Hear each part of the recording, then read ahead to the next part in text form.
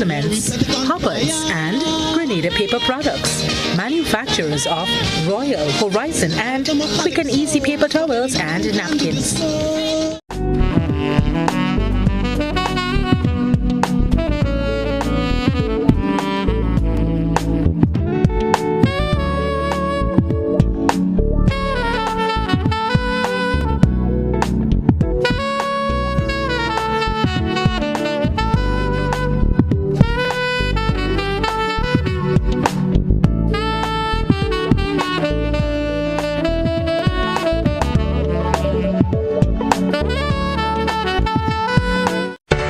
Most anticipated family fun-filled event on the GBN calendar is back. The Maggie King of the Grill. Join us on June 4th at Montrouge. Be part of the culinary masterpiece as the best grillers on island compete for the coveted title of the Maggie King of the Grill.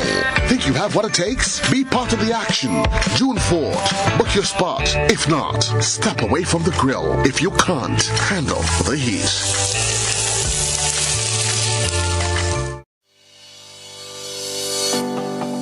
You know, one day I woke up and, you know, they painted a set of pedestrian crossing all along the streets. You know, nobody told us how to use that thing properly. I know how. You're serious? Every safe, good driver knows about these things. As a driver, you have to be very attentive.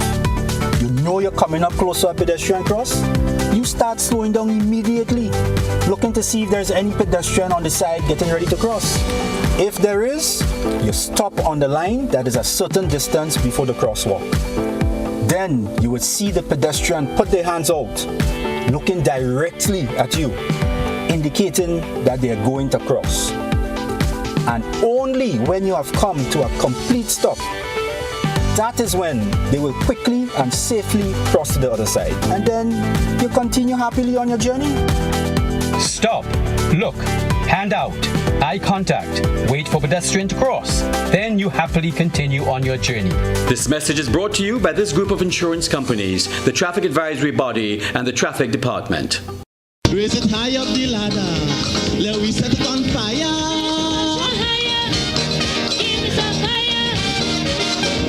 More calypso, forget the funk and the disco.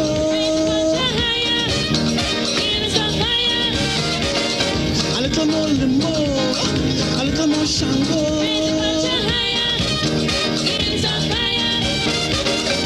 Find the greasy pole, and we don't dance round the maple.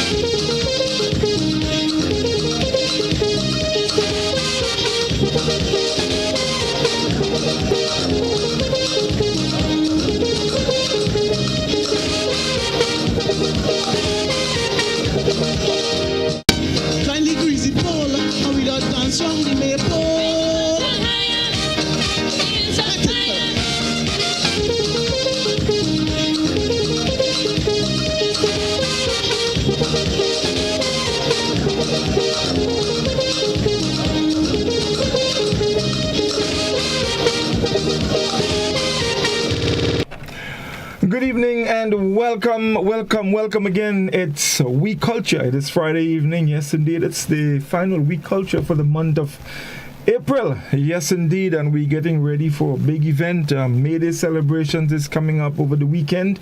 And of course, aside from that, lots and lots of cultural activities. Yes, indeed. So we welcome every one of you, our viewers of GBN Television, Channel 711. We also welcome our viewers on our Facebook page, and they're already in. Good night, everyone on the YouTube channel. Also on K105 FM, we welcome every one of you, and those of you viewing, of course, on the We Culture Grenada page. Tonight, Doc is here. He was not here last week. We don't know where he went. Well, they run them out on him. I didn't take no part in that because, they say how cockroach and no right in front foul. So I didn't take no part. I just listened because I know news go back and meet him. And I want to be, as people would say, cattle belly crossway. So Doc is here. We expected Dr. Kellon Bubb to join us as well, and my colleague here, GBN Joseph Kado. So you realize Scholar and Reese won't be with us this evening. Tonight, Carnival lunch, and so the king had to go and do a little thing. And of course, Reese is involved as well, through association and so. So they won't be with us tonight. I don't know if later on, if they get through early, they might be joining us. But if they do, we'll be happy. If not, then the show must go on. So, Doc, good evening and welcome back.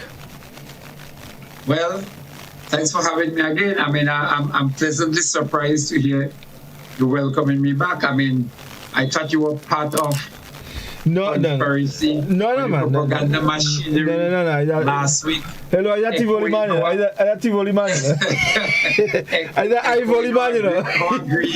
Yeah. Blood thicker than water,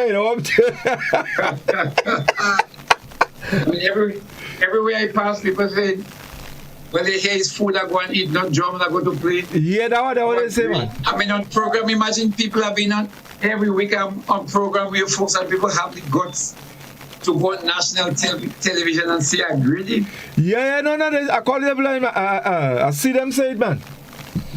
I ain't say nothing because I say I know news will come back. So I say I ain't taking part in that. I go leave them on their own. One of the consoling things that I heard is that, Rissy stood the ground. She defended me. And of course, I'm extremely proud of her. So, I ain't like to talk on people that kind of mash up living, but it didn't start so. It's after, the Chicana. I'm not going to say, I just pinch you that, I just pinch you that. So you know when we get closer, tell you that would tell me. That was a typical thing. I just pinch you, so don't go there. But I don't want to end up in Cattle Belly Crossway. But last week we had a rather interesting discussion, and I know you would have enjoyed it. We started the discussion on the culture of politics, and over the years, a lot has happened, and some of these things they become cultural. And you see them happening, and of course there are transitions. Some have changed, maybe for the better. I would say most of it for the worse. But nevertheless, it's who we are, it's what we do, and how we act, and sometimes when it's all over, things get back to normal, So it was rather interesting. We started looking. Actually, we had Chris Derriggs with us last week, and Chris had put a nice perspective because Chris wrote a book some years ago. I think in the Shadow of the Leader. Something like that, yeah, where he highlighted a lot of some of these things, from the Gary era come down. So we spoke a lot about that part of it, how things happened in those days. In those days, we didn't have the big DJs and we didn't have the T-shirts and all the things you see happening now. Over the years, things have changed. In fact, we remembered when supporters sang the songs. They were the one who were doing the singing. Now you had to pay an artist how much $1,000 to come in and do a thing for you. Yeah. In fact, I remembered. I don't know if you recall when Winston White he was in a contest, and I don't remember which seat it was. Which one of the St. Patrick's seat. But he was going up against one Mr. Frame for the GLP. Because Winston was UPP. And the people in Sates had a song that they used to sing. Winston, take back your money. Frame done win already. And those were the kind of things that happened then. Now, every candidate or caretaker, they have their individual songs that's played when they are introduced on the platform. So all of that being said, just to kind of brief you, I know you had to give your flowers. So No, actually, I am not fully prepared to give flowers tonight because this week has been so hectic. And, you know, when I'm giving flowers, I want to zero in nicely. So let me get right into it. The thing is that the format has changed, but the very concept is consistent. When you heard this song about with Winston White at that time, it was actually trying to brand. It was branding the candidate, and that has always been an effort. The effort has always been made in terms of branding the candidate, irrespective of. I mean, maybe for want of a better word, you want to move on from here, and if you go with Obama, yes, we can, and Trump, make America great again. All these are actually branding, not just the candidate, but the whole election or the theme of the election. And so that is the first thing, you brand the election, and then you start to brand the candidate. But also, Doc, if I may, together with the branding, it also created that level of entertainment as well. Well, yes. So, you know. And for people in particular, so the singing of this song, there was one I cannot remember right now, about Miss Nell had. She had this song. Was this song about take one in? I cannot remember. But you were take one in? Well, actually, I remember that song, but it wasn't original. It was not original. No, it was not original, but that was someone that was being played. But again, we never let our leader down or fall. Gary. So all that was branded, but I learned, and forgive me for butting in regular. That song you mentioned about we will never let our leader fall. I learned this week that song was actually written by Eric Gary, and he taught the people how to sing it. So no, but I'm saying that to say that was how it was then, as compared to. I mean, there's a significant difference with how things are done now. Yeah, but also in terms of branding, remember Gary came as this sort of man coming from the east as a sort of savior. So Gary was the one that he was supposed to come to save the nation and lift the level of consciousness and awareness and the economic and financial condition of the poor people. So Gary was actually heralded into the politics as a messiah, a savior. So the dressing, his attire, yes, man. Attire, speaks volume, and I mean he lived that part during an election year, out of an election year. And next thing, he always wanted to have this hands-on approach with his people. So even when they were distributing lands, example, like Gary took some lands from some of those, some of the middle class, some of the wealthy people that were existing in Grenada. And he had to be there to show that he actually was part of that process of making sure that he empowered the people. So again, we've been joined now by Dr. Bubb, so let's just welcome him. Dr. Bubb, good evening and welcome again to We Culture.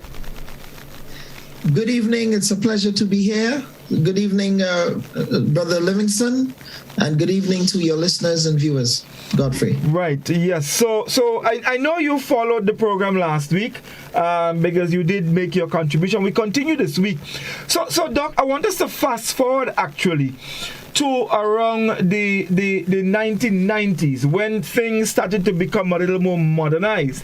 And let's bring in Dr. Bubb here on it, and so we can take it from there. So Dr. Bubb, from last week, we saw the cultural changes over the years, how the things started to change. And we got into the 90s. Actually, in the 90s, that's when the politics became a little more modernized, and we started seeing new things. So maybe let's talk a little bit about that and how you saw it then. Yes, so in the late 90s, and that is when the New National Party really brought that type of festival theme to the political culture. That was, with that song, which has now become synonymous with the party. We on the move and ain't nobody can stop us now. Now that's a shadow calypso, right? And that became the cause célèbre of that 1999 campaign season. It was a catchy song, and it really sort of catapulted the NNP, if you will, into that sort of popular culture domain. The NDC also had an indigenous song. I think the song went something like NDC for peace and stability, NDC come vote. I think Ann Peters was one of the people that vocalized that song. But I do not know that it, and Livingston, maybe you can help me with that. I know it took off. But I think what happened, I am not going to agree with you and give NNPD that credit for starting that. Because after the revolution, there was a sort of just pure politicking, rather than that level of entertainment and hype that was seen before. And in the 95 campaign, I remember very, very clearly, Ann Peters and myself start bringing in the drums and start bringing performers and performances on stage. But I think we actually started that in the campaign to hype it.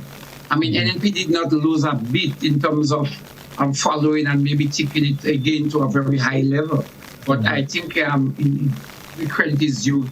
I believe we really started in the 95 election in particular, where we had drums and performances, and we had parades when the leader was coming in onto the stage. That was but Doc, NNP won the 95 election. Yeah, they won the 95 election. Yeah. But we're talking about... No, I understand. I'm just trying to make sense of what Dr. Bubb was talking about in terms of that entertainment aspect of it with the songs and how it sort of helped their cause. I don't remember if the On the Move was in the early 90s. No, I don't. I think it probably been later. I think it's later. 99. I distinctively remember it being in the 99 campaign because that's when I just got involved in media. And I remember distinctively, I believe the candidate for the NNP in the town of St. George at the time was Brenda Hood. And, everyone was saying they fed up with that song now, man, because every time they hear it, it sort of reminded them of the election and so on. And you hear it on the radio now in Grenada, and that is the context, right? The context of that We on the Move song has now become politicized in many respects, and it has also become sort of a calling card for the ruling party.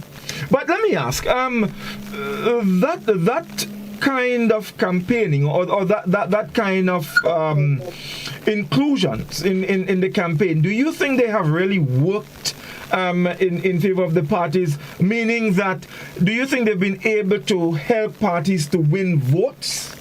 Or it's just what it is, entertainment? People go, they jump, they have a good time, and when election comes, they do what they have to do. I mean, I think there is an impact. I believe that there is an impact because optics are important. Optics are important, how you sell an organization. Remember, elections are as much about the issues as they are about the optics and advertising your candidates. It's a huge advertising and branding exercise, right? So how do you do that?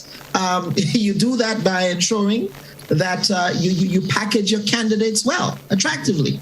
And that's what it's about. So I think certainly, especially for people who would not be poring over manifestos and policy statements or looking at policy positions as myself and Doc will do, right? Looking at these policy issues, there are people who would be looking and who would be entertained by that sort of thing, right?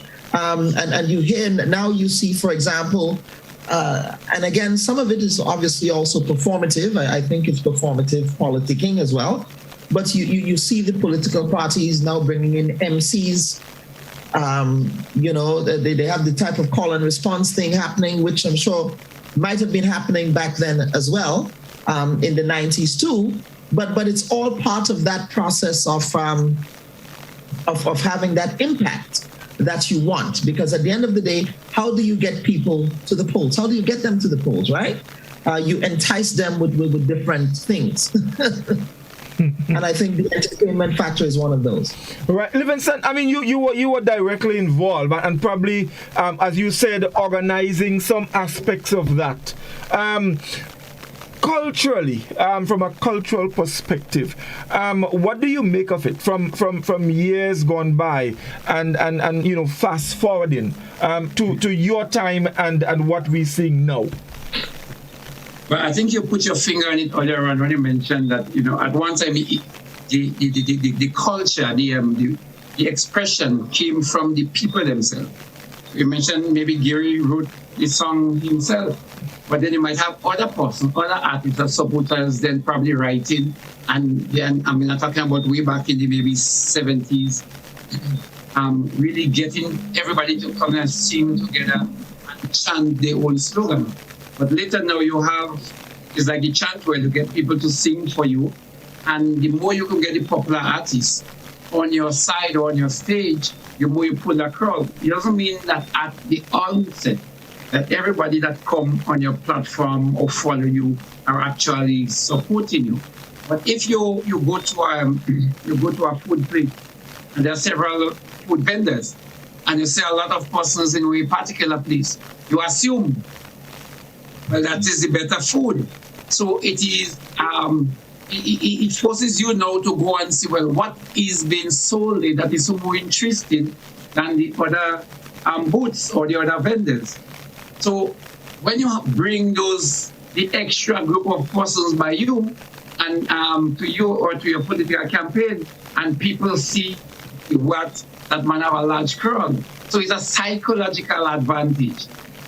And then it translates into vote.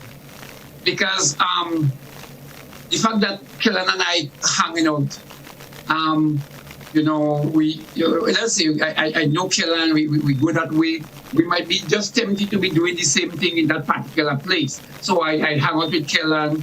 I don't necessarily believe Kellon's leader, but Kellon brought me there, and eventually I just figure, well, let me give Kellon leader because I'm more familiar with the person that Kellon is supporting. And so that is the effect of that. But let me mind you, Godfrey, that usually is the groundswell. There is always other things that bring people together. And that music and that thing it's actually like the icing on the cake, but the cake has to be made for. There are other core factors that goes into converting votes. But again, that is like the icing on the cake. So, but if you don't have the cake and you have the icing, you end up to not. Just what is. So let's move again, and a significant change took place in this whole political culture in 1999 when we saw, and a lot of people has credited Miss Webley from Jamaica bringing the jerseys and the colors and all of these things into our campaign, and that is now a major part of our campaign culture. Dr. Bubb? Yes, it is, and it's not only exists in Jamaica, but in our neighboring island, Trinidad and Tobago as well. You have that similar type of element of the campaign. Now, to the extent that Joan Webley and some are crediting Joan Webley for this, but I beg to differ in a way, because I believe it has also taken on an evolution of its own. Right? Livingston just spoke about how the NDC was able to incorporate aspects of drumming and culture, that type of indigenous culture into the politics, right? Into the campaign and so on. I believe that eventually there would have been an evolution there.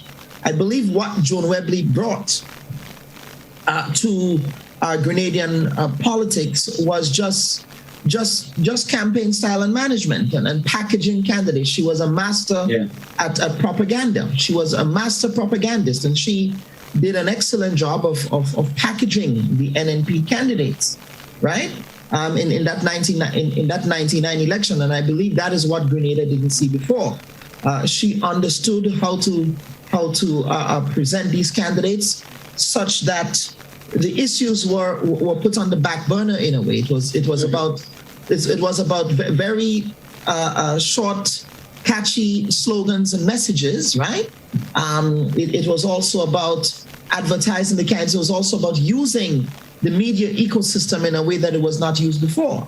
I believe that was one of her major contributions to the political landscape in Grenada. But I believe that in terms of saying that her contribution to the way that the culture of politics plays out in Grenada now, I think that has taken on.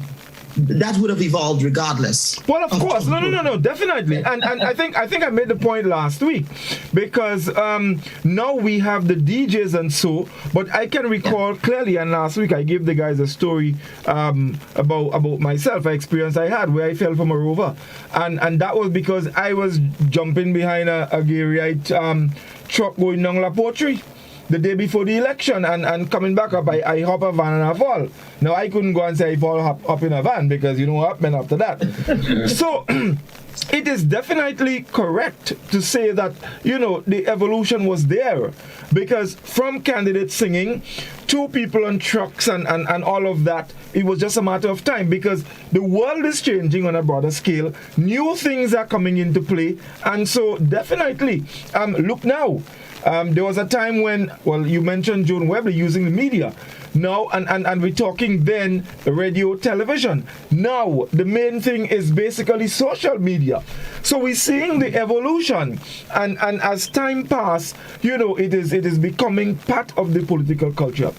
But yes, Doc. Next thing, Godfrey, anytime you introduce anything new into the politics, like new on a mass scale, like be T-shirt or band, armband or headband, or any kind of paraphernalia, the political party that introduced that first time would actually get some traction. Okay, it would actually get some.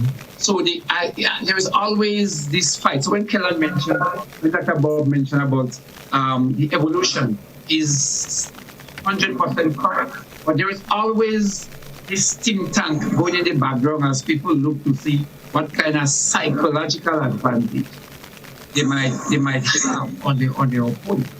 So this optics of an organized party definitely lose some people to your fold. Just organize. It doesn't matter about the content also, but that would bring people to your fold. But bearing in mind, the 99 campaign also witnessed a very weaker position. We struggling to even identify a leader. So you had one party taking that, the mandate and bringing it up at a notch higher. And on the other hand, the opponent probably dropped the ball a little bit. So you had, the two of the optics, they was really, really going in different direction. But I agree that there is this evolution and it continued. But you remember, it continued from we making up our songs, singing our own song, and then we had DJs. But now we have artists and MC. So while the DJ is accompanied, the DJ is not the main seller anymore. We have the artists and the MC now that probably we look for to hype the crowd. But it has always been something in our DNA, particularly as Black people, walking on the street and singing and chanting. We want that. We always want to celebrate. Our struggle, we sing and we dance. In our happiness and our wedding, we sing and we dance. That is just part of us. So you don't see that kind of hype in the American election or the English or the French election.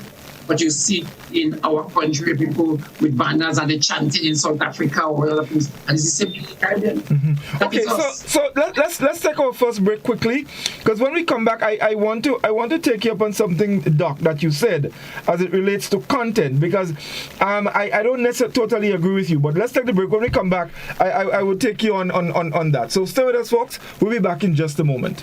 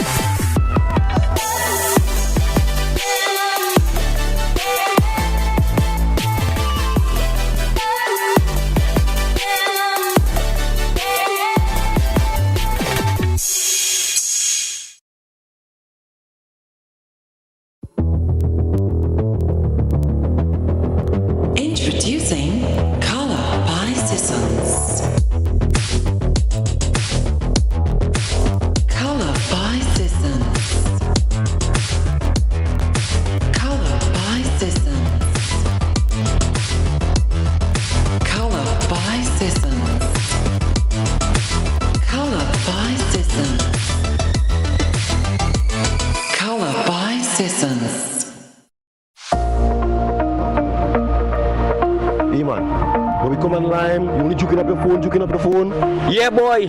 Now, as I say, they have an app. I can't find it. I check Play Store. I do a Google search. I can't find it. Man, I get fed up, man.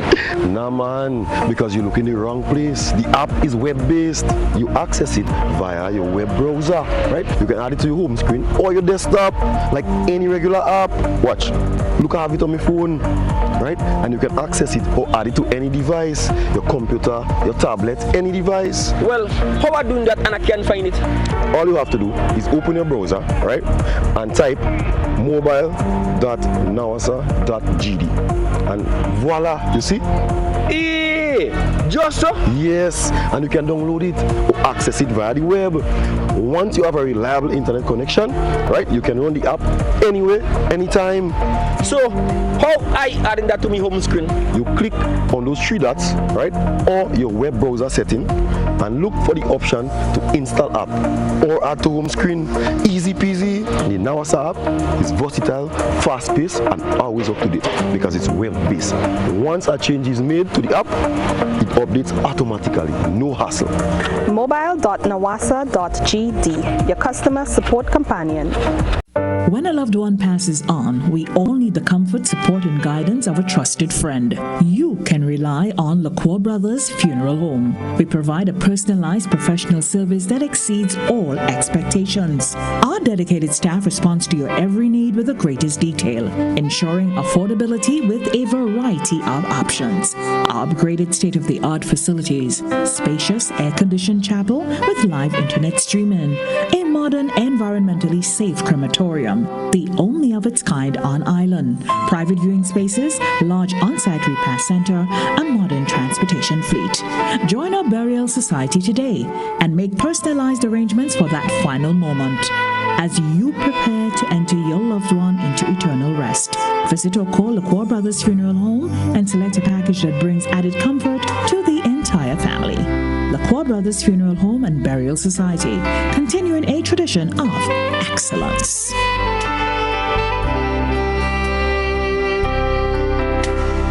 You can now send a gift card to your loved ones locally or internationally thanks to the food fair. Here's how it works. Click the gift card icon or banner, customize your gift card by choosing from different templates, dollar amount, and personalized messages. You can also upload your personal design. Select add to cart and complete transaction. Allow relatives and friends to pick up an item or items at the food fair for the dollar value. Gift card, it's that easy. I go drink water in Moonlight City. I go drink water in Moonlight City. Yo, this is the girl Patricia Ross, and I will be in Grenada for May I Fet. Moonlight City, yours truly will be there. They say we toxic. We full of toxic love.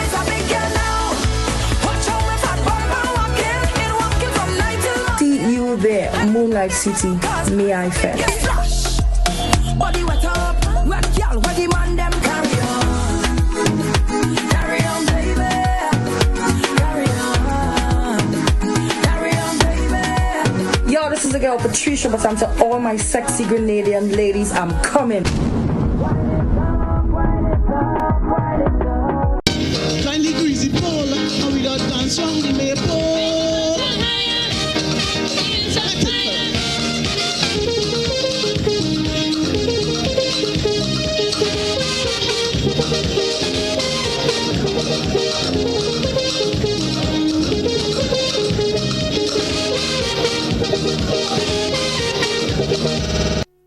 Welcome back, everyone. It's Week Culture, and just a few Facebook comments. Basically, people saying good night, that they're happy to be on, and someone says, exactly, Doc, not everybody come to your meeting are going to support you. They just come to hear what you are saying.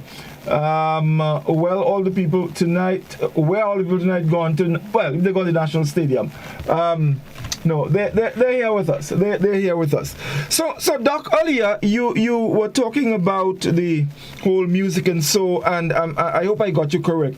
The content you said doesn't matter, but if I understood you well, I think content does make a difference, because depending.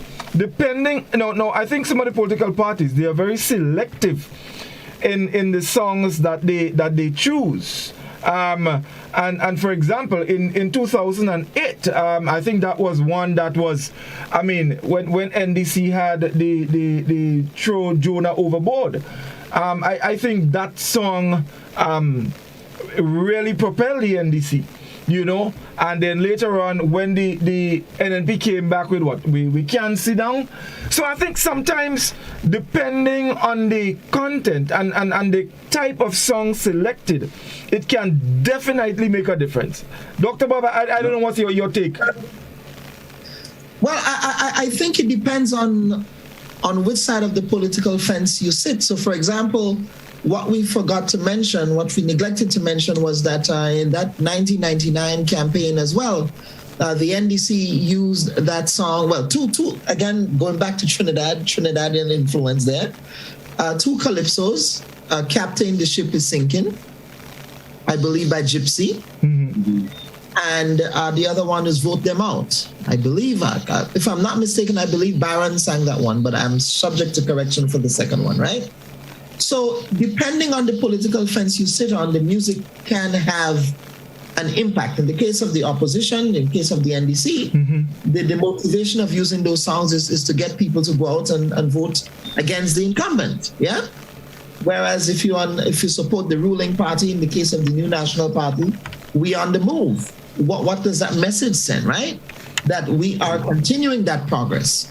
They had that song, The House Solid, The Pillar Strong. I'm not campaigning here, by the way. Don't stop the progress, we're moving on, right?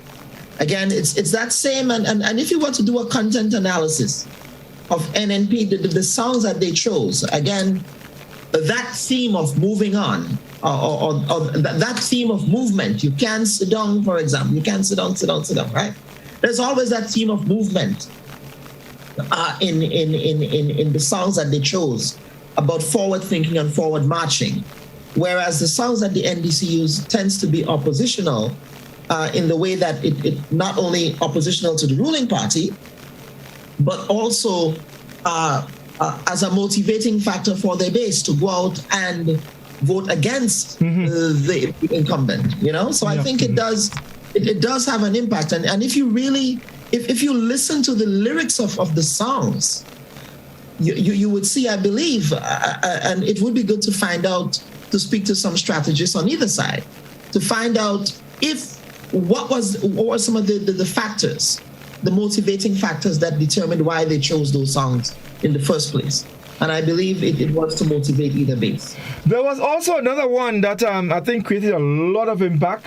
It was a song, I think it was a roadmap song that was done by Super P. Juke That X Day. You remember that? I remember that one. That vote was for the house. And yes. They changed it up and they said vote for the house. Yes. It's election. Yeah. Yes. Yeah. But Godfrey, weren't you referring to me was it me you were referring to when you said you're going different from my thinking when I say that in terms of the content? Yes. Well, the thing is, content actually matters in an election. Some people, like Dr. Bubb says, 5% of the population would read your manifest. No. Well, I wasn't speaking content in terms of content matter to certain persons. Like there are certain interest group that is point. They need to know what the government or incumbent they are offering. No, what I'm saying, Doc, I was speaking specifically to the content of some of the songs that are used, not the message. The song hardly say anything. The song is a good feel. It make you think that the party is saying something. It's really about branding. Like we're moving on. What they say? Oh, I can't sit down. It's really about a good feel. But in terms of a direct message, you cannot really quote that what we're going to do with healthcare, agriculture, what we're going to do with tourism or anything. But it's a good feel. So it's a branding. So in that sense, the branding helps sweep some people because it make people feel good about the party, and even if there was nothing said directly, you internalize a message by that branding. Yeah.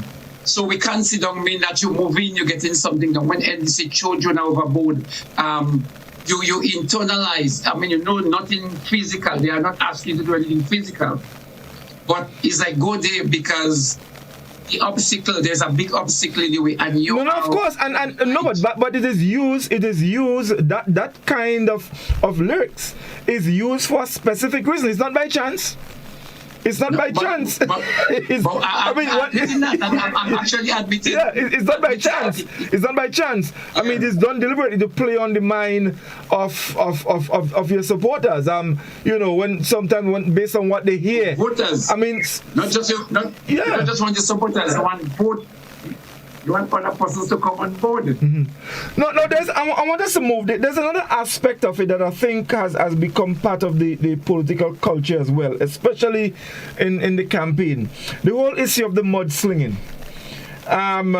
Whether it is I can't say it's a good thing. It is not a good thing, but it is part of the campaign culture. Dr. Bubb, let's start with you on this. That is the nature of the beast. I mean, that's not something you'll be able to get away from. And the political leader of the NDC, and they all start off meaning well. The current political leader, Mr. Mitchell, my former teacher, he's saying that he's going to stick to the issues. Well, let's see how long that's going to last, right? When we get into the rough and tumble of the campaign, okay? Because I always say that election campaigns have a life of their own, right? No, it takes on a life of their own. Go ahead. But Dr. Bubb, look at I believe some people have different leaders come with different personality. Yeah. And if you look back in NDC, in terms of the leaders that graced the stage, I don't believe you could actually accuse Tillman Thomas of a mudslinging, or Nicholas Bradford, or I would even go as far as say Judge Bizan. While that has been part of some candidates, you had some candidates that I wouldn't want to call out the names that are on the NDC platform that went and did mudslinging. But there are some leaders that held themselves above the fray, and they were never involved in that kind of politics. Personally, I've just really started to know Dick Mitchell, and just looking at him and his deportment and the way he conducts things, I believe he's above. I don't want us to sound as though we campaigning here. Yeah. But you see, Godfrey, NDC had several leaders, and NP had one. As one. You see. But then the question might be asked, Dr. Bubb, is it because could that be one of the reasons why NDC has not been too successful in elections? They don't know how to play the game, or they don't understand the culture of the campaign. Well, that question it needs a lot of unpacking because politicians are a product of this. Politicians are a product of the society, and so I hear people say, well, look at how Keith Mitchell behaving, this, that. Look at how this politician behaving, whatnot, what have you.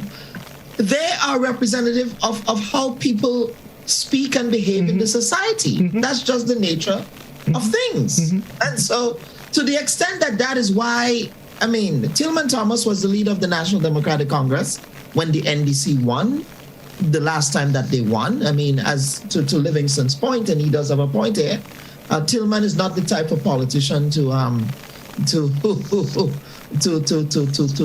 swing mud as the ruling party's leader. He's just not that type to get into that kind of Movilang way as Rowley does in Trinidad. Maybe it's a thing with the Keats, who knows? But they were able to win that election. Well, exactly, and that's what I'm saying. You see what I'm thinking here. Does it influence the voters in a positive way, meaning getting them to buy into it and give you their support? Well, I believe a little mudslinging in the politics, and I don't know how proud am I to say that here, but I think mudslinging is part of an entertainment sometimes. It's well, part of our psyche is that let me see how I could put it. So I want to attack Kellon, and I would say something about Kellon, and somebody would look close. It is an exaggeration, but it draws and it gets people attention to look at Kellon in a particular way. And for a matter of fact, if I repeat something a lot about Kellon, I might have people believing in one way or the other that there's a possibility that might be true. And a very good example of that was the mudslinging that was done against Nazim Bubb, where a lot of people believe that Nazim probably owned 10 and 15 houses. And because it was repeated so much, and it took such a long time for Nazim to then come and give a complete explanation, which was so credible.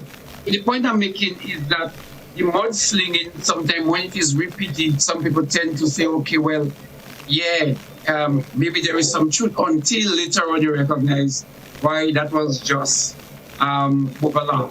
There was some critic, there was some politician in the past. One died, so I guess I could mention his name. It was fun to sometimes listen to Rapier on a platform. When Rapier did that platform, you don't know, you have no clue of what would come next. And so some people were drawn to that kind of politics. And I believe our present Prime Minister has that kind of ability to belong in the gutter. He aggravates, he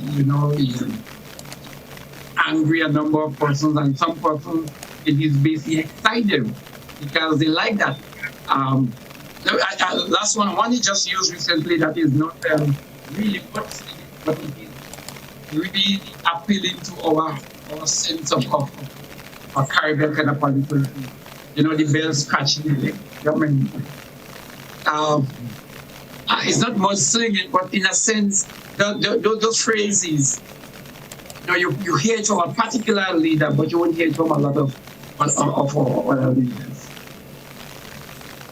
Yeah, and I think a lot of the politicians know their base. They know what will rile up their base. I would give you an example at the NNP convention, and other people made that observation too. When Mayor Motley spoke and Akima Paul Lambert spoke, you could hear a pin drop in the Grenada Trade Center, right? You could hear a pin drop. Certainly there were rounds of applause at different points in their speeches, but fundamentally, that crowd only got animated when the Prime Minister stood up and said about paratroopers in St. David's. And you know what happens to paratroopers and who will bury paratroopers and whatnot? The crowd went wild. But it's a good thing you made that observation, Kellon, because I think when Akima and Mia Motley spoke, in my mind, it was the wrong group of people in the wrong place. because those messengers were not NNP typical kind of messengers.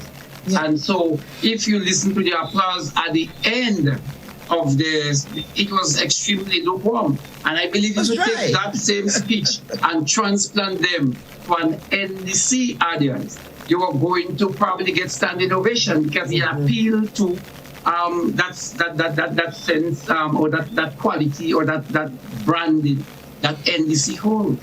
But okay, so I hear you, but here is a different spin. Could it be that because, for example, I remember when the NNP decided to go with two particular candidates, one in the tongue of St. George and one in the south, there was a lot of talk about it as it relates to changing the face of the party.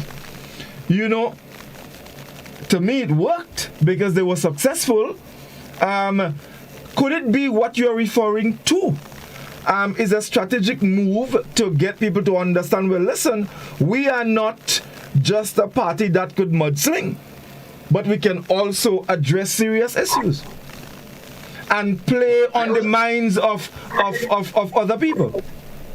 I'm asking, but I thought you probably had to touch on that because in the Grenadian politics, to a great extent, who speaks, the party is basically at most times the leader, and particularly some of the traditional party. I would tell you, NDC does not fit a lot into that mold because NDC has changed so many leaders. And so the party remain resilient even though different leaders come and go. But I think with the NNP, it is the Prime Minister. So if the Prime Minister accepts John Brown, then John Brown NNP, no matter what happens. So people in the NNP vote for John Brown, even if they don't like John Brown because they seem to be voting for that maximum leader. I think there was a similar thing in the Gary era. So I think what we have there, Godfrey, in that move where you had some persons that did not fit, it seemed from the outside in certain quarters that did not fit into the NNP mold. But a long time I thought that they were truly NNPites anyway, that they actually fit. And they fit because the Prime Minister say they're good enough. Okay, interesting. We have another break coming up shortly, but let me just say this as it relates to the whole issue of mudslinging and you know, becoming part of our whole political culture. Do you think that kind of campaigning is more prominent with leaders of the parties or supporters? Or supporters are fed and they go with it? But I think it's reflective. I think it's both. As I said before, a lot of politicians are a reflection of the society. You think what the Prime Minister says on the platform that his supporters or the Grenadian society doesn't talk about these things, doesn't articulate and enunciate in the way that he does? That's how we do. And so it's the same with the supporters, right? Emphasis on support, right? So I think it's both, and I think what tends to happen is that politicians know their audience, especially the Prime Minister of Grenada. He knows his audience, right? And he knows what would get his audience riled up and ginned up. He gins up his base well. But Kellon, wouldn't you agree? I believe it comes with the individual. Not everyone is able to do that. Yeah. It is difficult to train to be a mudslinger. It is extremely difficult. I think this is something that is innate in you as an individual. So if you are a leader, it comes out from you, the leader. If you are, and I would even put mudslinging as just for the regular supporters. I would say the mudslinging is from the people on the campaign trail, on the pulpit, not on the pulpit, sorry, on up on the stage. So you want, the candidates, the speakers. They are, one or two persons on the street saying one or two things to each other. I don't see that as really mudslinging. But to me, mudslinging is when it comes from the mouth of persons on the stage or the leader of the party. So you might have a candidate that is extremely dramatic or colorful, and that candidate can go on and rile up the crowd, and people really like to hear that candidate. NDC had a good one, I believe, in somebody like the Ann Peters. When she spoke, she used to rile up the crowd, and people used to like to hear Ann Peters. And she said certain things, neatly packaged, but you get the message.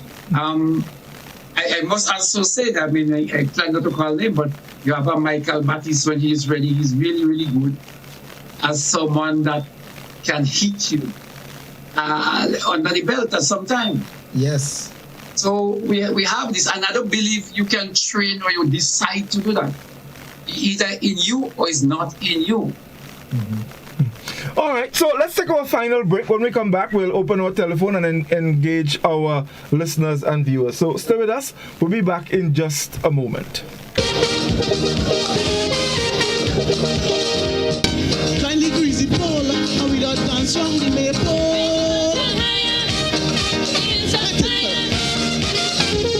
Have you heard about the new Softweave bathroom tissue with total hygiene? As hygiene and safety have taken center stage, our bathroom tissue is now manufactured with 3 different technologies to offer the best protection for you and your family. UVC light technology for a safe and effective disinfection process, eliminating 99.9% of microorganisms. Also, production at high temperatures, killing all types of germs and bacteria. And it's pH controlled with delicate fibers to prevent irritation for even sensitive skin. Softweave Total Hygiene Bathroom Tissue, available in supermarkets and shops island-wide. Visit Softweave Caribbean Facebook or Instagram pages for more information.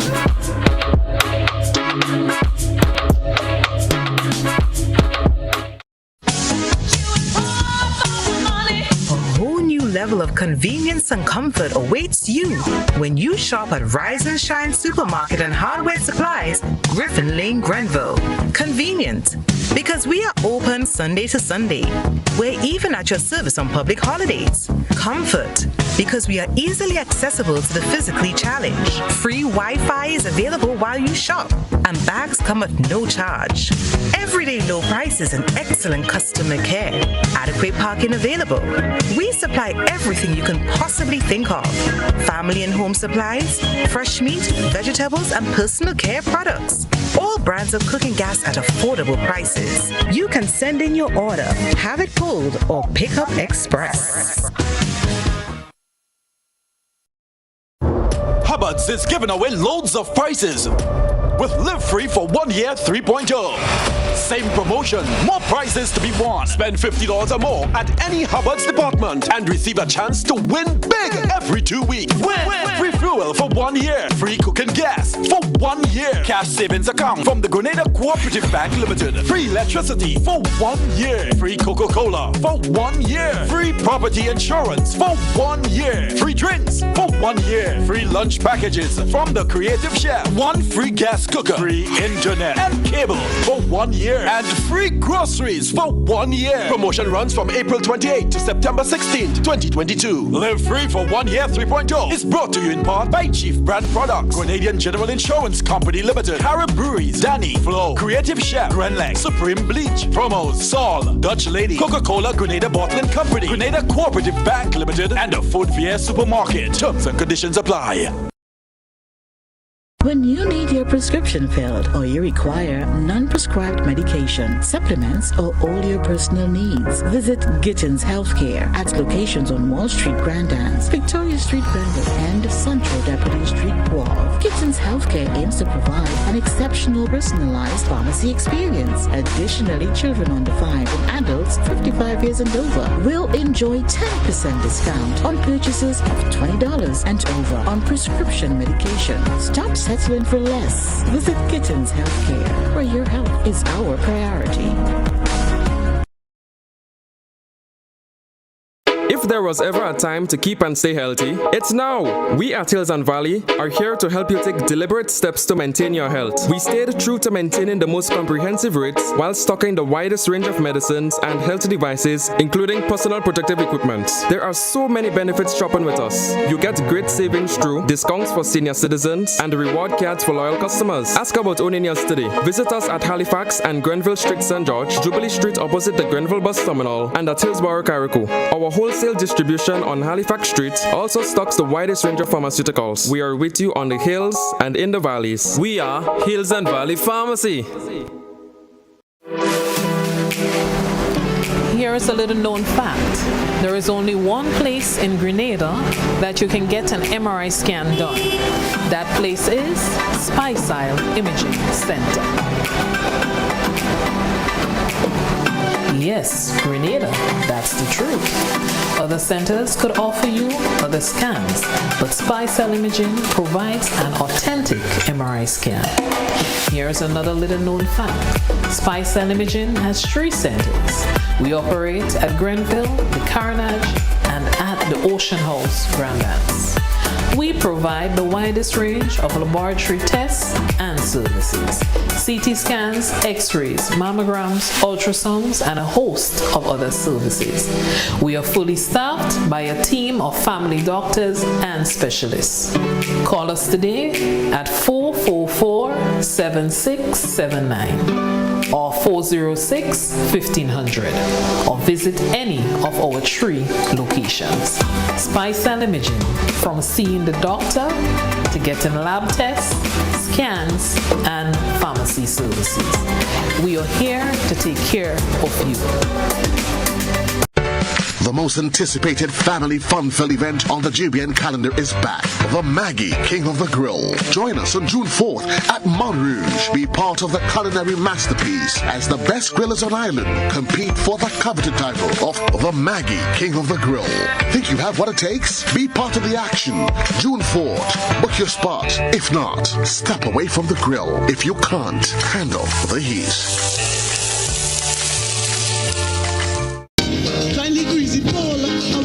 Song the maple.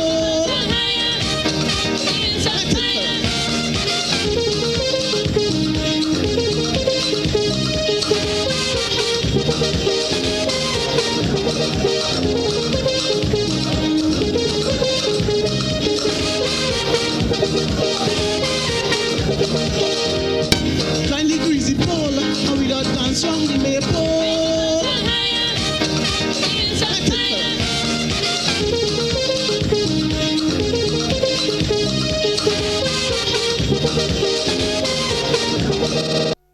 Welcome back, everyone. So we'll go to a telephone line. The telephone number 435-2041.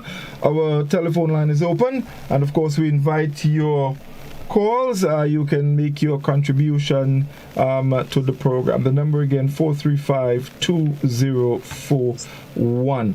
Gentlemen, what makes, now we've considered a number of things here. We've looked at, of course, some of the paraphernalia that is involved. One of the things that we probably didn't mention, which I kind of have a little issue with, the marking of our roads and defacing buildings and stuff like that. Someone was saying to me the last time that I don't remember it was the NDC or NNP rally, but in any event, the opposing party, I can't say the opposing party did it, but someone vote whichever party where the other party was supposed to have their meeting. So you see these things happening, you know. So but in all of that, in all that's been said and all that has been done, what has been used, out of all of that, what makes a successful campaign? In other words, what, or is it a combination, or is it some of these things that can propel a party to victory? Dr. Bubb? I mean, I think it's several things. It's sort of a stew. It's sort of like a stew, right? You have to have all of these different ingredients in the stew in order for to get that taste that you want. In order for the campaign to be successful, you have to have good music, right? You have to have good slogans. You have to have your T-shirts. You have to have your motorcades. You have to have your different concert type activities. You have to have all of those things, right? And you also have to have a good turnout game. As you said, that there is nuance, and we have to bring some nuance to the conversation about how we talk about crowds. There is that inference that people make that the bigger the crowd would be a harbinger of things to come on election day with respect to which party would win the election. Well, elections are won on election day. That's right. That's right. A political organization can actually turn out their voters, their canvas voters, and so on, and whichever party has a strong ground game on election day, because remember, all of that music, all of the fanfare, the concerts, the this, the that, right? The big rallies, all of that on election day fades. It fades away. Disappears, yes. And that and your decision in that voting booth at the end of the day. So it's a combination of different things. But one of the things that we can say is that the elections in Grenada, like other Caribbean elections now, have taken on sort of a carnival-like atmosphere. Yes. But now what the political parties are doing, I see that the NNP is doing that. I don't know if the NDC does that too, is that they tend to have that type of gospel type of thing at the end, like a prayer meeting type thing at the end. I don't know where that came from, but but it's something that they do. I don't even know when that started. Maybe Livingston can enlighten me on this, but I can't remember, at least in my time when I worked in the media in Grenada, that political rallies ended that way. But those are the things, and to the idea about the marking on the roads and so on, and the street signs and different things. I wonder how much of an impact that still has, especially in this digitized era in which we live, where everything is so digitally mediated, where we have WhatsApp now. WhatsApp is a major platform in Grenada right now, where people are sharing voice notes, where people are sharing short video clippings, where people are sharing different types of text messages, where people are sharing other forms of messaging data between individuals. And that is one of the things that needs to be researched, the impact of mediated, of electronically mediated communication. And as a communication scholar, that's one of the things I think about, right? How, now that we're so electronically mediated, the impact that is having on voters, more than the T-shirts, more than the symbology that you see in the campaigns and things like that, the street signs and all of that. I think the campaign continues to evolve. It does. But you know, Dr. Bubb, interesting. You know, I asked a question, and you put a number of things on the table, and to me, what should make all the difference was not mentioned at all. And it's interesting, and I think it shows how our campaign has gone. You mentioned good music, good whatever, all the good stuff. You present, whatever you do, but not good candidates. That didn't come in there at all. I wonder why. So to me, that is, again, that is relative. And this is why I would say that is relative, because at the end of the day, yes, you have good candidates, but in my mind, I believe people are voting for the leader. Mm-hmm. And people might say, yes, all politics in the Caribbean is local and you need to have good, colorful candidates. But really, are you voting, during Gary's time, and my grandmother would say this. My grandmother said that, she said, if Gary put a cat in a certain constituency, she's going to vote for the cat. Mm-hmm. So the candidate, you don't need a good candidate to win an election. But I believe in some contexts, the candidates also matter, right? So for example, if we think about the NDC victory in 2008, I believe, who are the NNP candidates that won their seats? It was Dr. Clarice Modeste Kerwin, it was Dr. Keith Mitchell, it was Mr. Roland Bowler, and it was Mr. Elvin Nimrod. Mm-hmm. Those are the 4 candidates that won their seats. But if you look at those 4 candidates, except for all 4 of them, really, if you look at, obviously they won in what would be considered NNP bastion constituencies. But if you look at the performance of these candidates, you look at their rhetoric and how they speak to people. You look at Mr. Bowler's performance as an MC in a NNP rally. You see how he performs there, right? If that is how he's engaging with his people, there's a particular colloquialism there that I'm sure probably the people in that constituency appreciate. Clarice Modeste is the same thing. At the NNP rally in St. Andrews, what was she saying? Where did the day? Right? She knows how to use the rhetoric. The same thing with Mr. Nimrod. Mr. Nimrod knew how to use that colloquial rhetoric to appeal to people. On the NDC side of the ledger, Aline Walker was one of those unique politicians that was unmovable, and he's one of those politicians who could have won regardless of whatever side he was on, because he again had that kind of appeal. Michael Andrews and St. David's are on the NDC side of the ledger as well. Was another one of those colloquial type politicians from St. David. I'm from St. David. I remember when Michael Andrew came on the campaign platform, he did not speak with that kind of formality that George Bizan spoke with. He spoke with that kind of colloquialism in the way that Michael Batiste and Clarence Rapier did, right? And so I think both can be true, but I think now in this period, I believe the leaders, people tend to vote more for whoever the leader of the party is. Mm-hmm.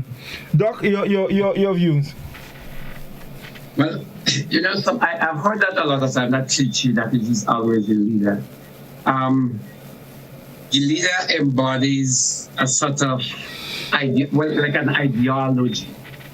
So with the leader, there is this feeling that this person is an enabler, right? So I don't believe it's just the leader. When NDC won in 2008, people voted because they saw a team that they believed to be credible. They believed that there was a message there that appealed to them.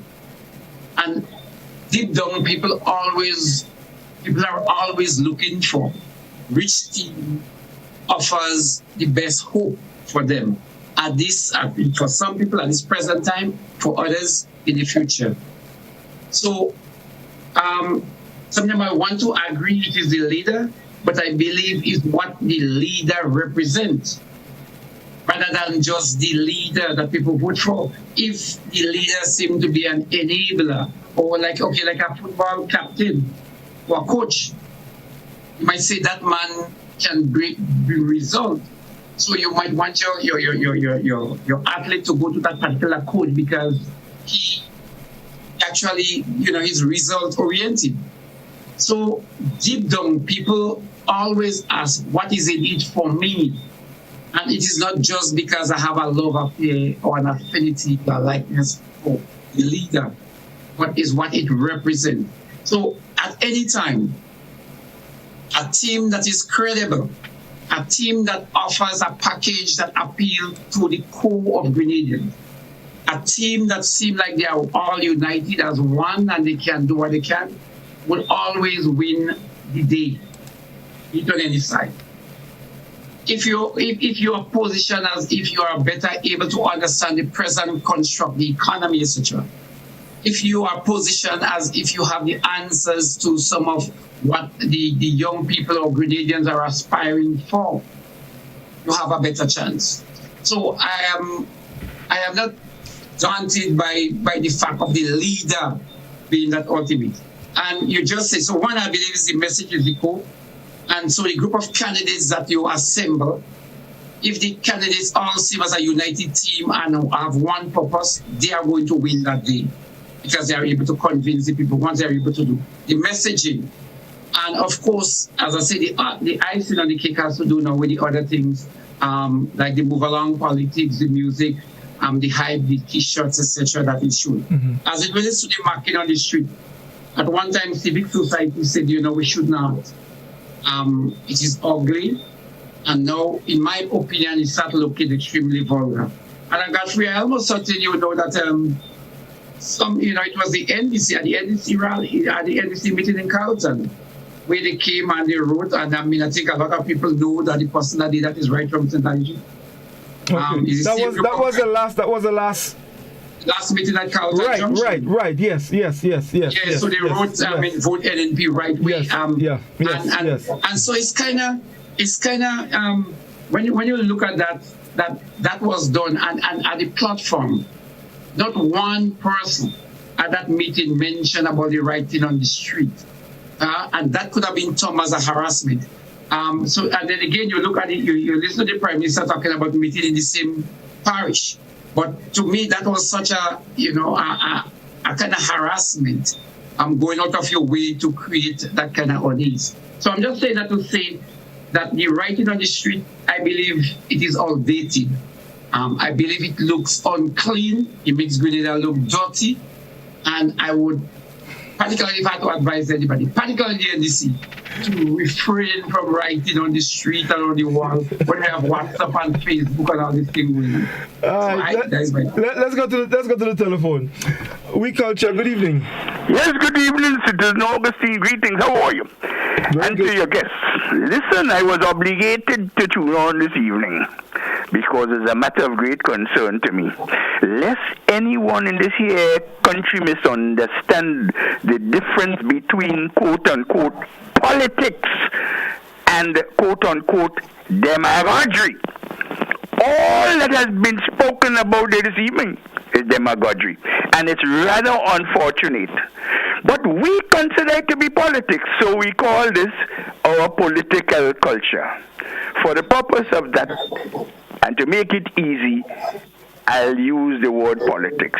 But precisely what's happening in this country, what has been happening for a long time, and what continues to happen is demagoguery, the use of spurious, irrational emotion, where the emotion of emotions above all of the population is played and toyed with, and not the quote-unquote issues, or as opposed to the issues for the advancement of the country. But I ask these questions of your panel there and so on, and you included, of course.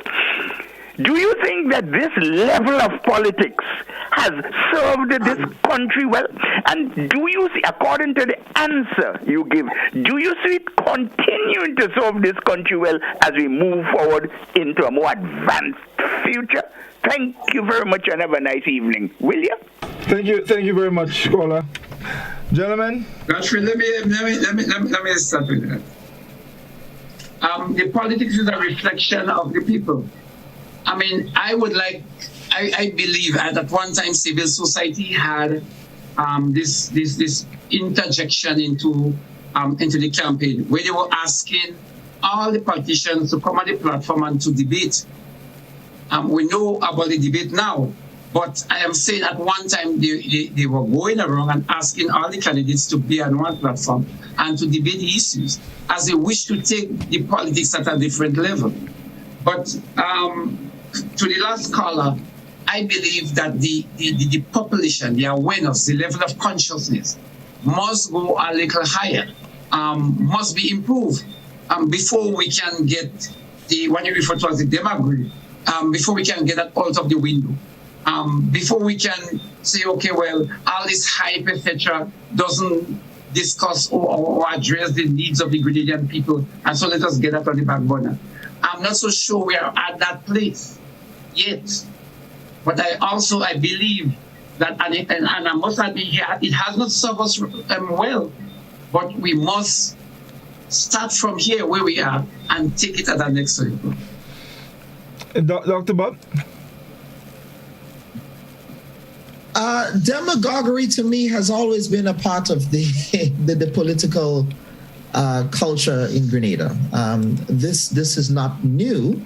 If we look at the father of Grenada's independence, remember there was a time when Sir Eric Gairy was banned from participating in the political process in the country because what did he do? He hired a bunch of steel band men from St. George's to play pan in Herbert Blaze's meeting of the GNP back in the 1950s. And he was banned for a period of time for doing that. You want to talk about demagoguery? A man who says that he can walk on water in a white suit, right? A wise man from the East. I mean, that to me was peak demagoguery. I mean, and I think maybe it's just the nature of politics for there to be demagoguery. That's what I mean, and it's and it just might be the nature of. But Godfrey, before you jump in, politics what is politics? Is the activities of political parties? Well, let me tell you something. I don't have any problem. That is politics. What happens is politics. That is our politics. So you cannot default. I have absolutely no problem with someone vying for political office, using whatever craft he has to appeal to the emotions of people. I have absolutely no problem with that. No, I would have a problem when you if you get into office, you do not do anything to help develop people. But in a campaign, I mean that's what happens. That's what happens when you want to win. When you want to win people's support, you have to appeal to people's emotion. It happens in everything. If a fella see a girl and he like the girl, he has to appeal to her emotion. Is that a wrong thing to do? I don't know. You look at somebody like 45. I call him 45. I don't call him by name. The former president of the United States. He used peak demagoguery to get into to win the 2016 presidential election. And what was the refrain of the Democratic Party? Well, when they go low, we go high. They went high. He played gutter politics. He appealed to the base instinct of people, and he was rewarded as a result of appealing to that base instinct. I mean, you look at Boris Johnson in the United Kingdom. I mean, he also appeals to a particular a base instinct. You look at the Brexiteers, okay? They demagogued an entire country to get out of the European Union. That's what they did. They're a bunch of right-wing zealots, right? So I mean, this is not new, and that's just, to me, the nature of the game. Now, granted, there are particular politicians who would come on the scene and who would not fit that particular mold. We can speak, for example, of Tillman Thomas.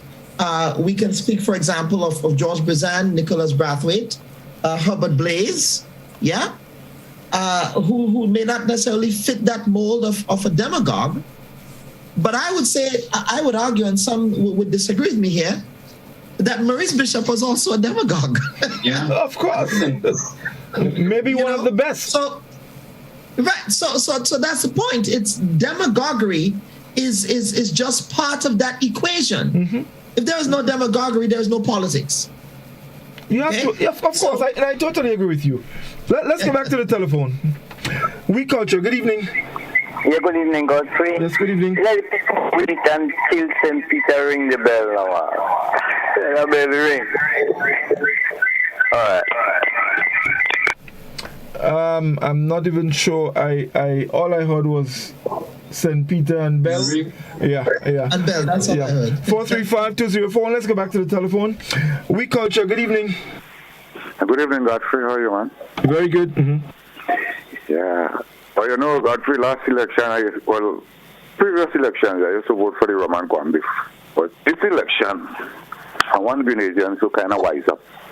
And I would like them to vote for representation, because I realize that we voting people into office, and when they go in Parliament, they're not lobbying on our behalf in Parliament. And that is a concern that I have this election coming. So I will be voting for representation and not for leader and stuff like that. So I will be voting for Grenada too as a whole. So I'm asking Grenadians to be wise this election, wise up themselves and stay away from this Roman Kwambis politics and this leadership and this leader and this kind of thing about marking off a road and thing. But let we deal with the issues that confront the bread and butter issue and stuff like that.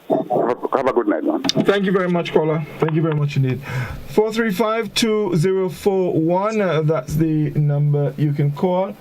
Let me just go to the Facebook page and see what we have here. So Monet saying pleasant good night to Godfrey and his guests, watching and listening from Spice Island, going back up tomorrow. Going to miss beautiful Grenada, although it rained for the week. I was still having an interesting time. Don't forget the protocols. No, we won't. Someone says Michael Batiste too, in my mind, in my opinion, is just the same with his mouth. Not sure. Colin is saying good night, everyone. Good night, Colin. Maybe it's a St. Andrew's thing, man. Maybe. Someone is saying yes and no, so people come out for curiosity. I guess that's in relation to people going to the rallies and so. I don't think so about the crowd take heed about last election. In America, Trump was getting the bigger crowd, but Biden won. Not sure. Dr. Bubb might be able to help with that one here. I'm not sure about that. Someone is saying, why are you afraid to call his name? You're afraid lawsuits? All right. Okay, so we're going back to our telephone, 435-2041. We Culture, good evening. Hello, good night, Godfrey. Yes, good evening. You and your team. Yes, I am amused, with the conversation taking place tonight. But I must say that Grenada is well known for the demagoguery in its politics. And I can say, to play it clean, there should be no room for demagoguery in politics. Honesty is the best policy. As a matter of fact, in Grenada, you have different strata of society. Different strata in terms of the level of education, the level of material wellness or wealth, and that affects the behavior of people. And we must bear in mind that there is a sector of our society who are conscious about the welfare and the development issues of our country. Grenada, in spite of the demagoguery and the tribalism in our society, Grenada has a number of patriots. People who are concerned not so much about the party, but more so about the country and the development, the welfare of the country. As a matter of fact, in Grenada today, the bulk of the electorate seem to be at the lower level in terms of literacy and material wellness. And they have the agenda that will suit the level or the status in our society. But there are the better educated people, and people are more concerned about what Grenada should be. And they strive towards that, but these are in the minority. And that's one of the dangerous things about democracy. You can manipulate the poor and the illiterate, and our society has a greater number of such people than those who are fully literate and fully patriotic. That is critical. Thank you. Thank you very much, caller. Thank you. Gentlemen, any comments on the last caller? See what you had to say. No, I would push back on that caller because, there's some things I said that the caller said that I agree with. And there are other things that he said that I think really doesn't make any sense. And so he talks about, and what I agree with is that there is a coarsening of the political discourse, which results in the quality of political conversation that we have that has been coarsened. There has been a coarsening of that political dialogue. People tend not to focus on the issues and more on sort of the hype. The hype, right? The hype around the candidates. Thank you. The hype around the candidates and so on. But who is to blame for the notion that people are not as politically aware, are not as civic-minded as they should be, that would then enable them to have these serious conversations? What is happening in our school systems? What is happening in our educational systems? Where, for example, when I attended high school and the TMI Community College, we were always having discussions about civics and about what was happening in national development, okay? And maybe it's because I had very good history teachers who taught us what it meant to be Grenadian and the notions of Grenadianism and the richness of Grenadian history.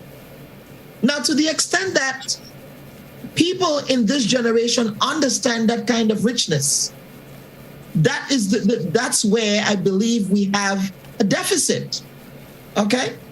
And we need to teach our history.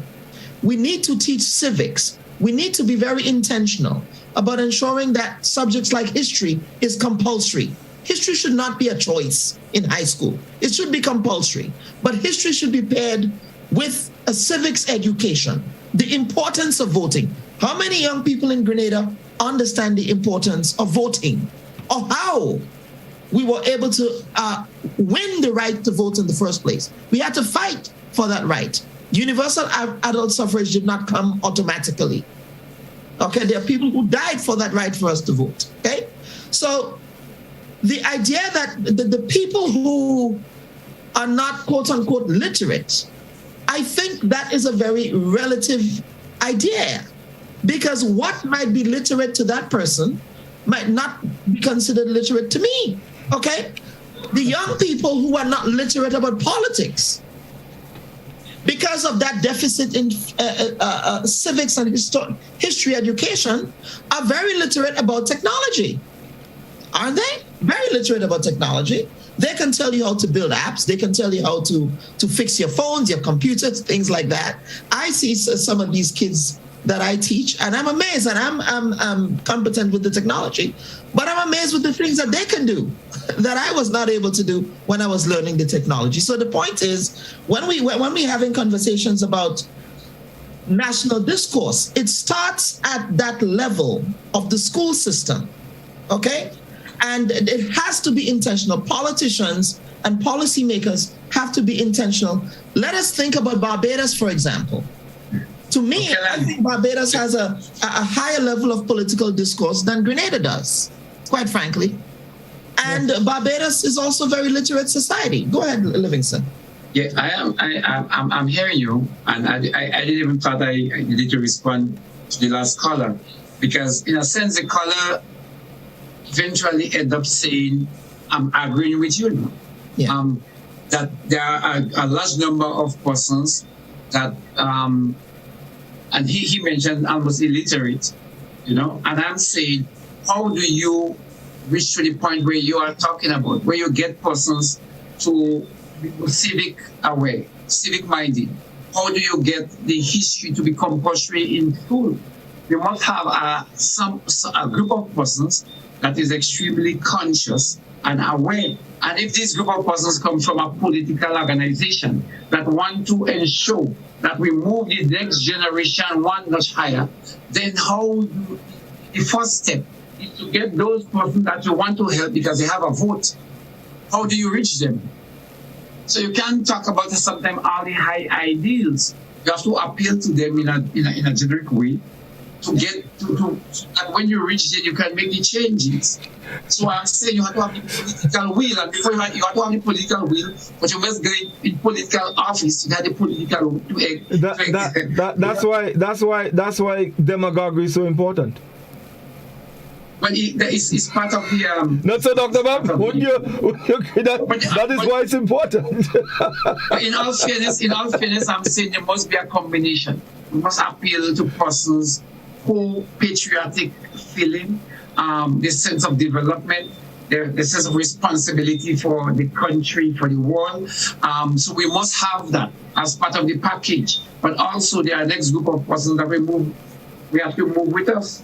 And some of the appeal for the educated or the highly educated or the middle class, we have to use other strategies to reach them, because we need them to come on board with us. All right. Let's move on. So the number is 435-204, and we continue. Very, very, very interesting. Very, very interesting indeed. And I always believe, you see, sometimes there are some things that people consider as wrong, or probably unethical as it relates to politicking. Some things I have a different view of, because I believe before any change, and Doc made the point, before any change can be brought about, you must be in a certain position. In the case of politics, you have to be in power. If you don't have political power, you cannot make a change. Now, you must first learn to win political power. If you don't know how to do that, then the change that you rant and rave about, you're going to just stay right there with it.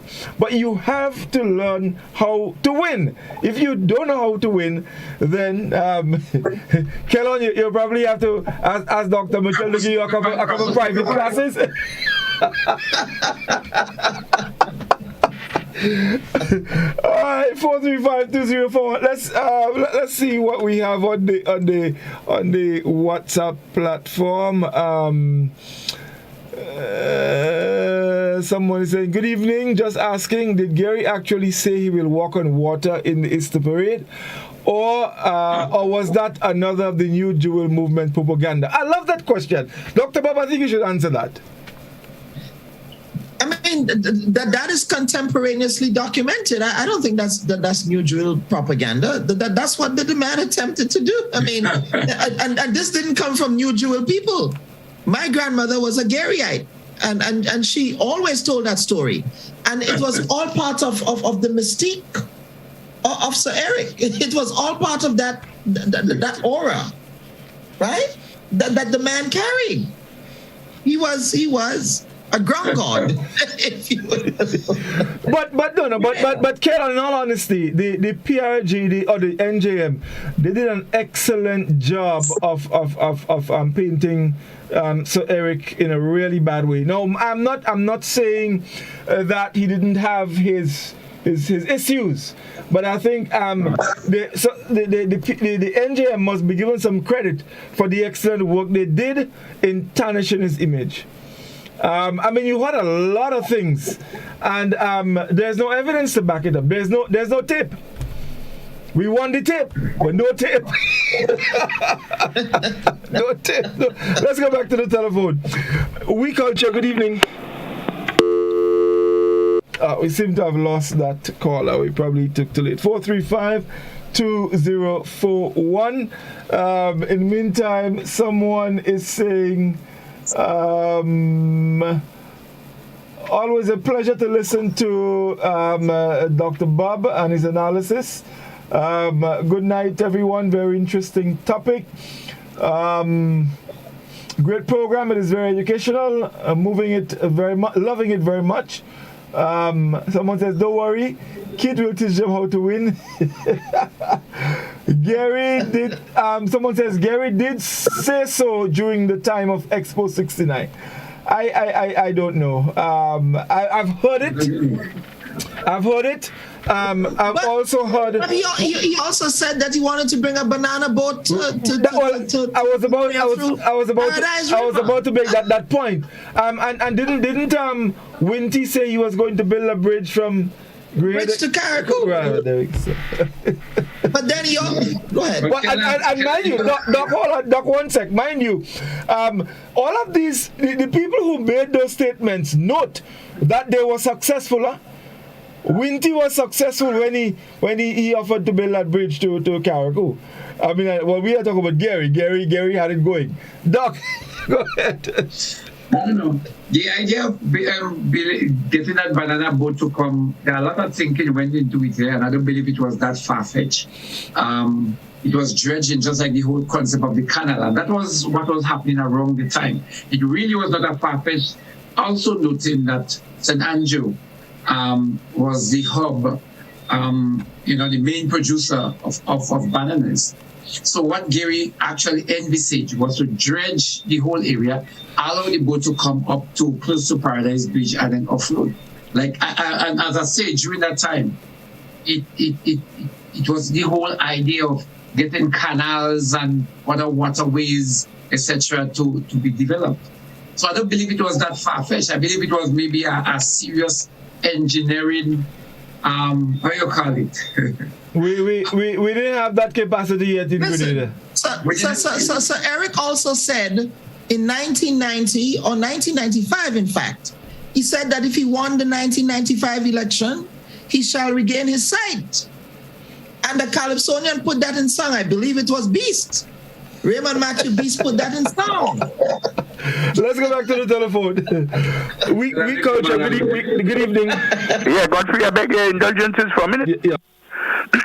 Listen, I must indeed say I'm disturbed to hear your guests equating demagoguery with politics. No, it cannot be, because they're opposite, totally opposite. You see, demagoguery includes is built upon untrustworthiness, deceit. But politics, the business of the people, is real and honest.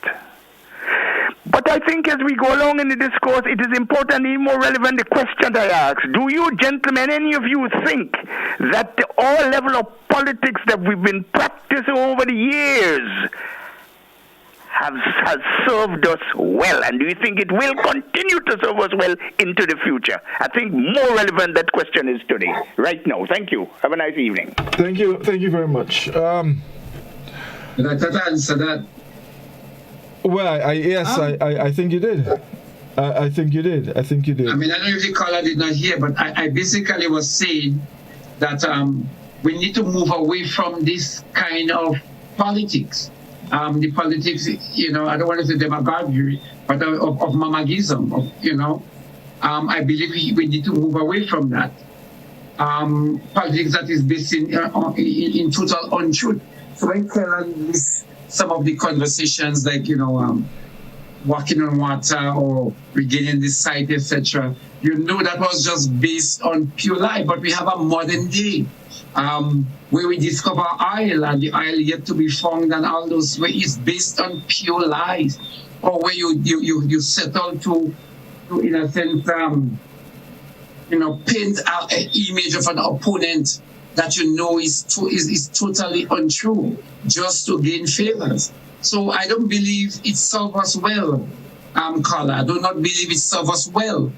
You destroy the image, you destroy the character of some persons that meant well. You probably prevent other persons from coming in the political front because of that kind of attack on the person, on the character, the personality that was based on lies. Again, I said I have to refer to the Nazi box scenario. So, but we need to step out of that. But how do we step out of that? So I say there is a need to move forward, but it is present. And we cannot just abandon it. One group of persons cannot abandon it when our next group of persons is basically investing in that kind of politicking or campaigning. But what I would also say too, it's also about it's about the politicians, yes, but it's also about the system within which these politicians function. I'm not convinced that the Westminster system of democracy is meant to serve post-colonial societies well. The Westminster system of democracy that requires elections every 5 years, that has a parliament that is essentially a rubber stamp on what the executive does, a system that calls for there to be competitive elections, a system that does not necessarily have that kind of check and balance that you would need. For example, the Westminster system does not allow for things like midterm elections and I might have a bias with what I think. Yeah, I mean, I'm in Washington, D.C. Sort of a federalist system, but I don't think the Westminster system has served the Caribbean well. I don't think it has. Well, the truth is, the Caribbean, like other places, have evolved, and with time, just like the Constitution we have. I mean, over time, there are some things that just become irrelevant, and they need to change.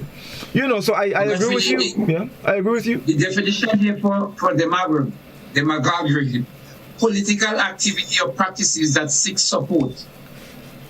Political activity or practices that seek support by appealing to the desires and prejudices of ordinary people rather than by using rational argument. So it exists. Yeah, but what in that is wrong? Appealing to people's desires and prejudices. But it is based on false argument. That is what is. Not necessarily. Not necessarily. Yeah, not necessarily. Actually, definitions. Yeah, the definition says that it's based on that false argument. No. It says. I have it in front of me. It says a political leader is a demagogue who seeks support by appealing to desires and prejudices of ordinary people rather than using rational argument. Rational argument doesn't mean that it is a lie. Okay. You see, I think the main thing with demagoguery has to do with telling people what they want to hear. And this is it. And is there something wrong in telling someone what they want to hear? I beg to differ. It may not be the best thing for the individual, but I don't think it is wrong. I don't think so. Let's go back to the telephone. We culture. Good evening. Good evening, Godfrey, and your guest. Good evening. Godfrey, I heard you said just now that when Gary said you were to walk on the water and the boat up to Paradise River, he said that was something from the New Jewel movement propaganda. But those years, New Jewel was never wrong. When Gary said he was going to walk on water, that was since in the 60s. He came down to St. George's on the Carnage. He stepped out his car. He took off his shoe in his white suit. And when the water started, the waves started, he touched the water with his feet. And he said, "My dear friends, the time isn't right.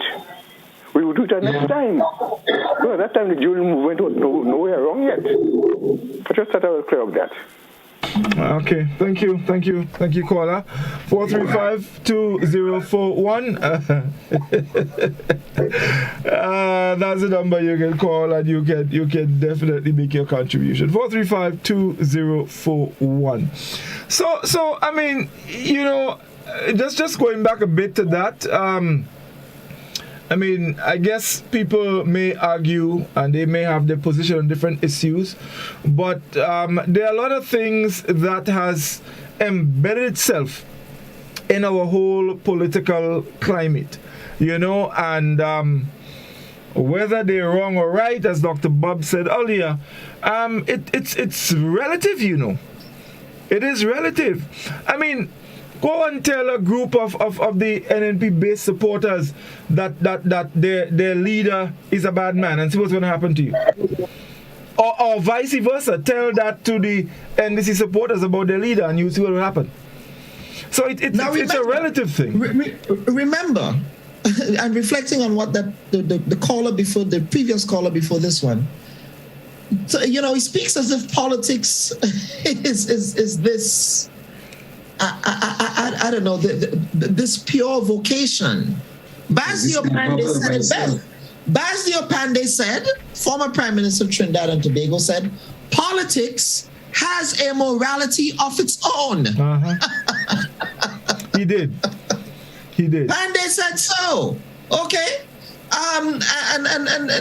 He said it especially in the context of the allegations of corruption that were leveled against him with the construction of the new wing of the Piarco Airport in Trinidad and Tobago, because he was found to be involved in alleged corrupt dealings and all of that, right?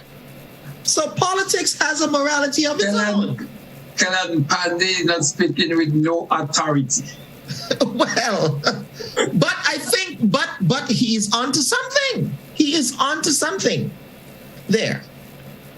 And while he might have challenges with credibility, I think exactly. that politics has a particular Machiavellian quality to it. There is a Machiavellian quality to politics, and it's dirty. It is ruthless. Okay. There is a particular cutthroat quality to politics, and you have to be. You're not. It's what's the saying? What right? Egg having rock stone dance. Mm-hmm. Okay. Yeah. Anyway, let's go to the telephone. Let's take some calls. We culture. Good evening. Good evening, Godfrey. How are you doing? Very good. I see you and send me, boy. Yeah. No, you talked about Gary a while ago. You know, one thing Gary said. He said the difficult we do immediately, the impossible will take a little longer. The roundabout by government gate. People tell me impossible to put a roundabout there now. But you put it, the Paradise River not shallow, you know. And a little dredging, it would have been impossible, but it take a little while. In Gary's line of reasoning. Concerning telling people what they want to hear. When you tell people what they want to hear, it doesn't mean that you're telling them the truth, you know. You're just putting what they want to hear to them in a way that sounds like the truth, but it's not necessarily true because you know it can't work. The reason why you tell them what they want to hear because you know that will put them in the right frame of mind. But you're lying to them. Caller, that is not always the case. I mean, I'm not saying it doesn't happen, but that is not always the case. We can't wash everything in one water. There is implication. You could say something overtly, and you could say something by implication. So you may not tell an overt lie, but by the way you see the thing, you're lying. So we have to be careful when we qualify lie and so on. But let me say about this politics. To get people to accept good quality politics, you have to educate them. And as long as you keep our people uneducated or below par, let me just tell you something. Godfrey, in the 50s and 60s, when we had the Royal Reader book, a student who completed book 4 was at a better reading level than most students doing CXC now. And when you could read, you're able to go from one subject to the other. You could do geography, you could do history, you could do literature, because you could read, you could understand. One of the problems with people not understanding mathematical problems is because they cannot read. If they were able to read, they'll be able to put it out in a mechanical formula and work it out. If you give them a mechanical formula, they could work it out. But if you give them a problem from where they have to read, they can't. So reading is a crucial aspect of ours that we need to emphasize in this society. And unless and until we do that seriously and across the board, we will remain in ignorance. Thank you. Thank you very much, caller. Thanks a lot indeed. Gentlemen, we are almost out of time. Time goes by so quickly. I don't know if you want to comment on the call or take a few minutes to wrap up. So Dr. Bubb, we can start with you. Well, this was a good conversation. Thank you for inviting me. There is just so much. There is just so much that we can unpack.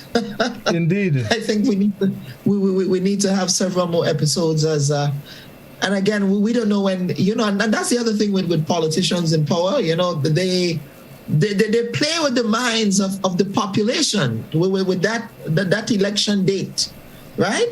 It's to me, that is the ultimate, to my mind, the ultimate indication of power that an individual can have, right? They decide in the future of the country that they can set that date with destiny, if you will, okay? And now we're seeing the Prime Minister using the metaphor with the bell. Ralph Gonsalves did the same thing in St. Vincent and the Grenadines with his 5-in-a-row song, right? So let us continue the discourse. This was very good, and I trust that our conversation, our engagement was able to enlighten and educate the listening and viewing public. Yes, indeed. Doc? Well, as usual, Dr. Kellon Bubb, I think it was really nice. That's our really second time when we called. Second or third time. Yeah. This kind of chit-chatting. You always bring some new insight. And I have a feeling that we kind of don't mind bantering with each other. So yeah, not at all. So, I mean, that is really, really nice. Tonight we were on a trajectory where we were looking at demagoguery in politics and what actually is real politics. And there's a recent issue that just as you were talking there, as we ended, just came to mind, and it had to do with the pension gratuity and the announcement by our Prime Minister that he would not appeal. And the question is, the fact that he would not appeal, does that mean that he intends to pay? Because there is a difference between not appealing and paying. And I wait to hear when the payment, or if there would be an intention to pay. Because there has been a lot of cases that were not appealed and he did not pay.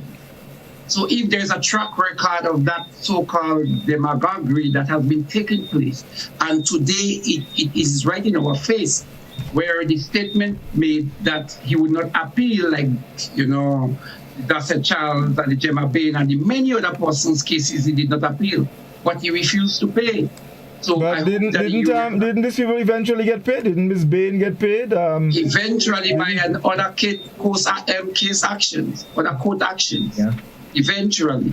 Even there was one, I can't even remember the actual case with Bristol that tried to wage the wages of Minister of Finance against the payment, and that was rushed. So I'm just saying there has been a history of that, and people must not be fooled by the fact that not appealing means a willingness to pay. So listeners, I didn't say good night to you at the beginning. I'm saying good night to you tonight, and it was a really good conversation, and we'll continue some other conversation some other time. Thank you very much. Thank you very much, Dr. Bubb, for accepting the invitation and being here.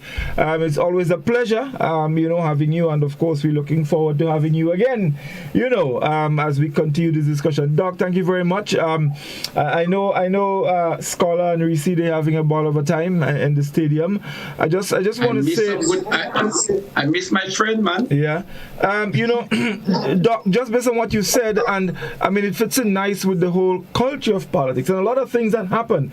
Because it happens with everyone. I mean, a couple of years ago, I remember I promised to pay $400. Up to now, that was never paid.